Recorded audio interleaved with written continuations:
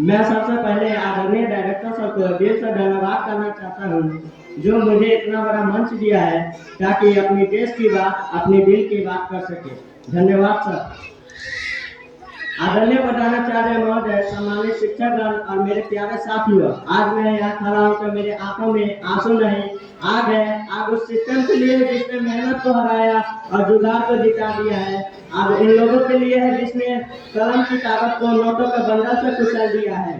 साथियों, 2026 में हम चंद्रमा पर पहुंच गए, एआई बना लिए, लेकिन अपने ही देश में एक ईमानदार परीक्षा पास नहीं करा पा रहे। ये सबसे बड़ी शर्म की बात है। जब देश आगे बढ़ रहा है तो हमारी शिक्षा व्यवस्था पीछे क्यों जा रही है? सोचो जरा, गांव का एक लड़का सुबह 4 बजे उठकर पढ़ाई करता है, लालटेन की रोशनी में माँ कहती बेटा डॉक्टर बन जा, मेरा नाम रोशन कर दे। बाप खेत बेचकर फॉर्म भरते हैं, 2 साल की मेहनत, हजारों सपनों, पूरे परिवार की उम्मीद एक पेपर पर टिकी होती है। और एग्जाम से एक रात पहले टेलीग्राम पर 10,000 में पीडीएफ बिक रही है, पूरा पेपर 100% गारंटी। मैं कुछ सरकार से पूछता हूँ, क्या ये इंसाफ है? जो रात दिन मेहनत किया वो फेल हो जाए और जो 10,000 दिए वो टॉपर बन जाए। ये कैसा सिस्टम है?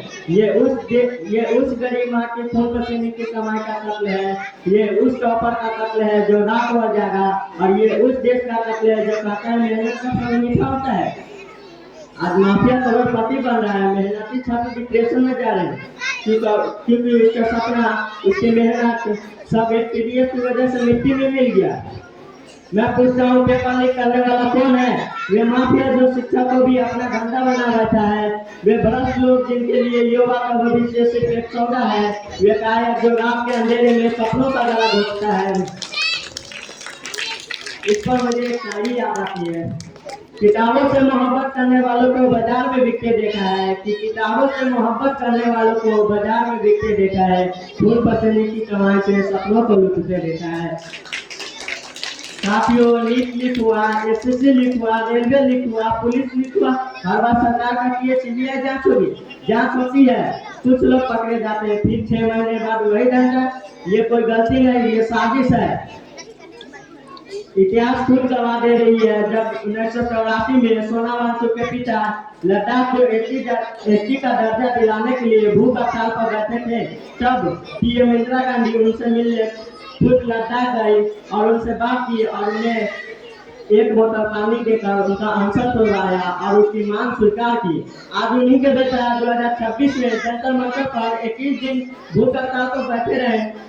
मांग क्या है? सिर्फ इतना, नीट का पेपर लीक बंद करो और शिक्षा मंत्री इस्तीफा दो। लेकिन सरकार ने क्या किया? उसकी 21 दिन अनसुना किया और उसे पुलिस भेजकर उसको उठवा दिया, क्योंकि उस समय की सरकार को युवा के सुननी पड़ती थी। आज तो सरकार को सिर्फ अपनी कुर्सी बचानी है। मैं सरकार से 3 सवाल पूछता हूँ, जवाब मांगता हूँ। अगर डॉक्टर का पेपर लीक होगा तो ऑपरेशन कौन करेगा? अगर टीचर का पेपर लीक होगा तो बच्चों को कौन कराएगा? अगर फौजी का पेपर लीक होगा तो सरहद कौन बचाएगा? इसलिए इस मंच से मेरी 3 मांग है। पहला, पेपर लीक करने वालों को देशद्रोही मानो और इसमें शामिल हर व्यक्ति को उम्र कर दो। दूसरी, पेपर छपाई से लेकर रिजल्ट तक की फिक्स जिम्मेदारी पूरी करो, वरना कुर्सी खाली करो। तीसरी, 90 दिनों में भर्ती प्रक्रिया पूरी करो, वरना कुर्सी खाली करो। याद रखो, कलम तलवार से ज्यादा ताकतवर होती है, लेकिन उसी कलम की स्याही जब बिकने लगे तो देश खोखला हो जाता है। अंत में सिर्फ इतना कहूंगा कि मेहनत की जीत होगी, सबकी जीत होगी। जय हिंद, जय भारत।